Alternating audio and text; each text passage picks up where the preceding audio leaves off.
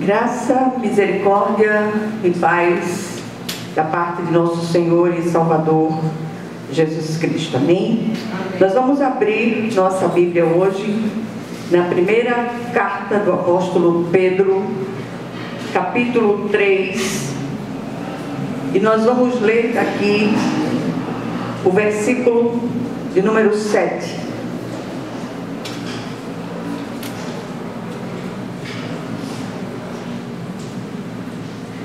Primeira de Pedro 3, versículo 7, diz assim a palavra do Senhor: Maridos, vós igualmente vivei a vida comum do lar, com discernimento e tendo consideração para com a vossa mulher, como parte mais frágil.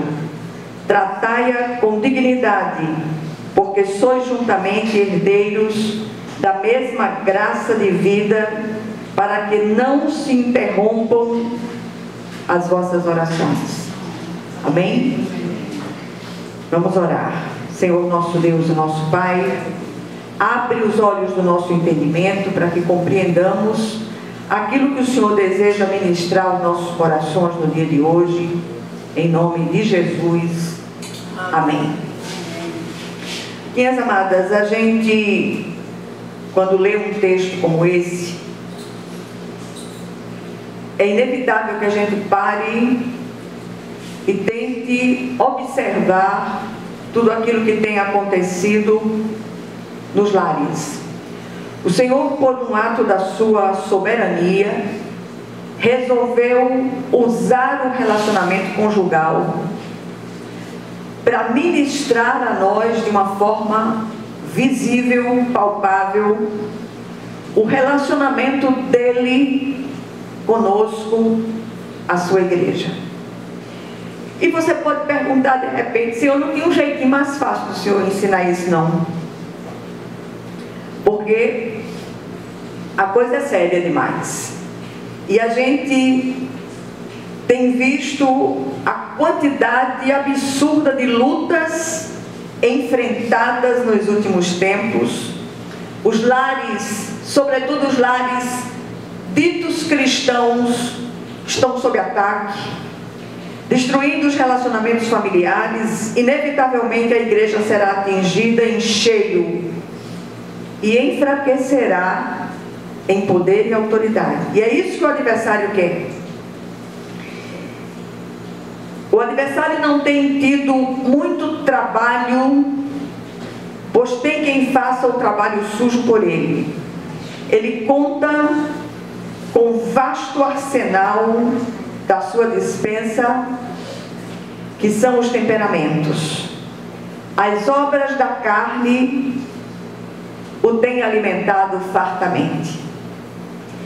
E o mais interessante é que mesmo no meio da igreja, mesmo os frequentadores das igrejas, muitas vezes até com cargos dentro das comunidades,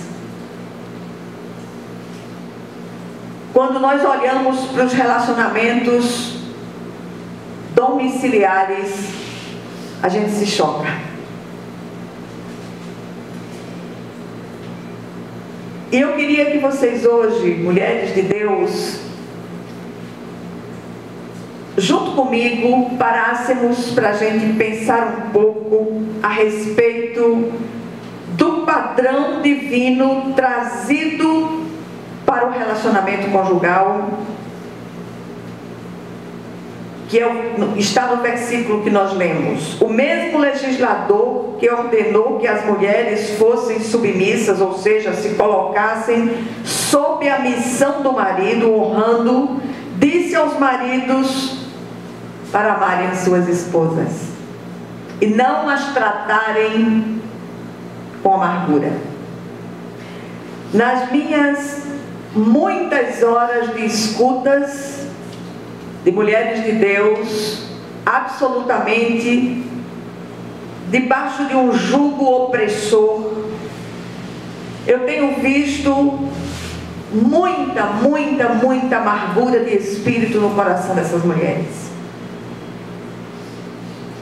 Recebo muitas pessoas de outras comunidades, nós temos poucos homens frequentando a nossa pequena igrejinha, mas recebo muitas mulheres vindas de outras comunidades, com queixas cada vez maiores, julgos opressores.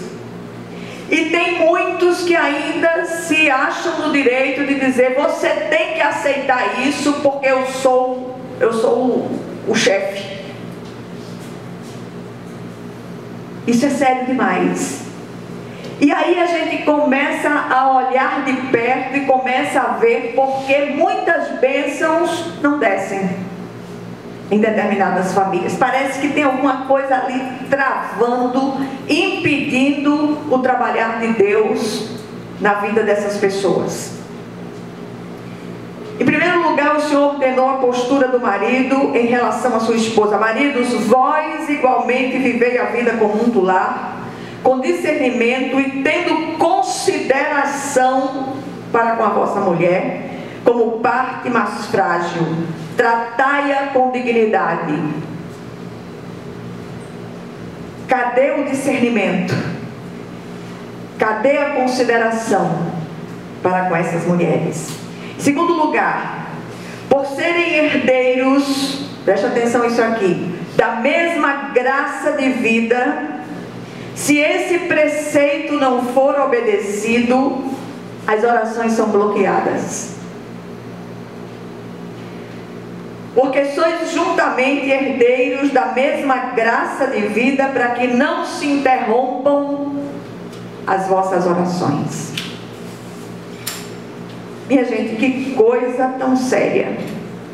E nós não prestamos atenção, lemos de todo jeito, sem parar para refletir, para pedir que o Espírito de Deus esteja nos dando graça e sabedoria. Sejam as intercessoras dos seus maridos, aquelas que os têm, pedindo que o Senhor dê a esses varões graça e sabedoria no trato com a sua esposa, no trato dentro do lar. Quantos filhos desviados?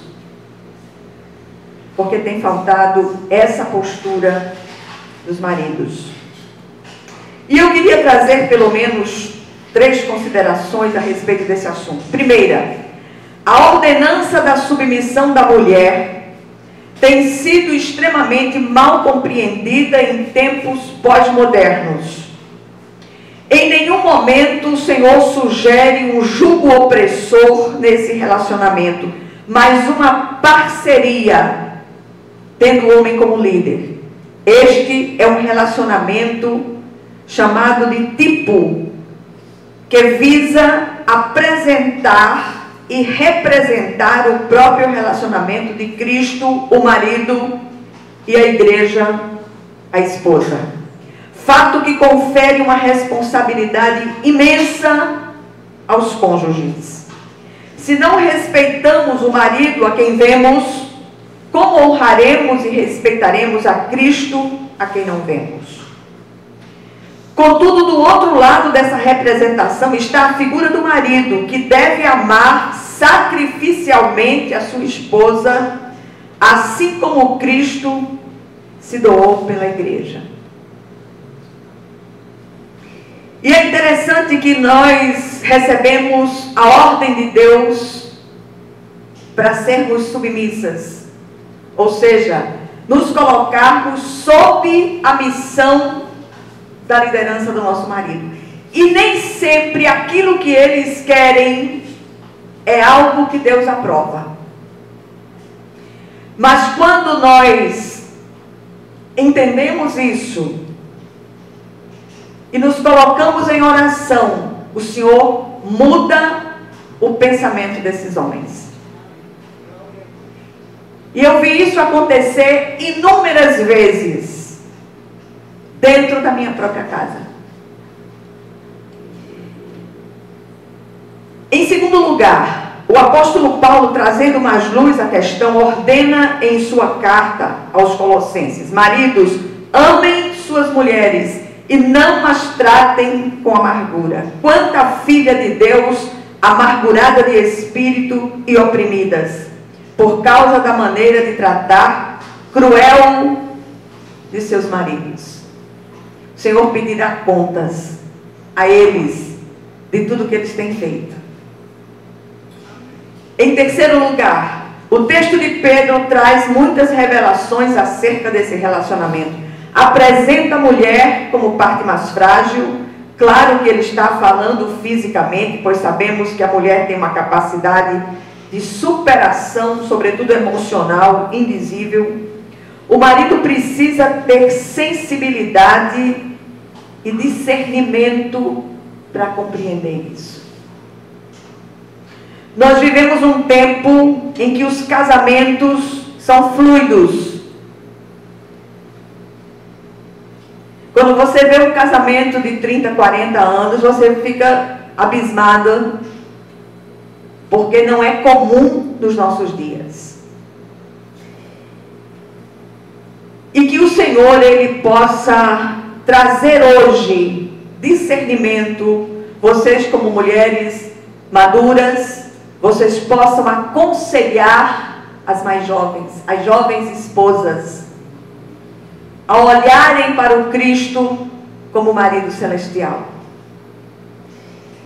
E o que é que nós aprendemos aqui, rapidamente, até porque a palavra é uma palavra breve, para que fique reverberando na nossa mente, no nosso coração, e ninguém saia daqui sem se lembrar daquilo que ouviu.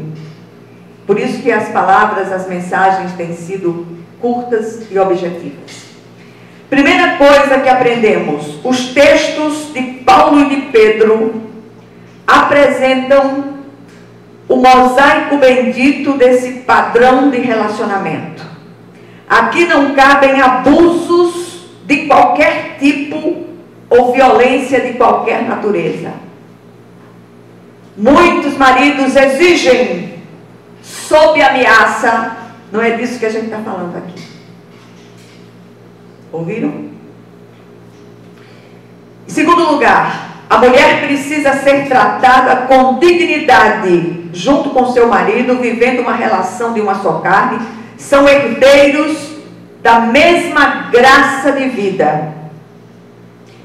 E em terceiro lugar, eu creio firmemente que podem ser também herdeiros da mesma desgraça de vida, no caso do não cumprimento das ordenanças recebidas. Quanta vida literalmente desgraçada daqueles que se dizem servos de Deus. Ouviram? Sério demais. E por último, aí vem o mais grave: ordenança infringida, promessa confiscada. Ou seja, se o marido não cumpre a sua parte como líder na relação, as orações serão interrompidas. E aí não adianta se queixar de Deus, mas dos próprios atos.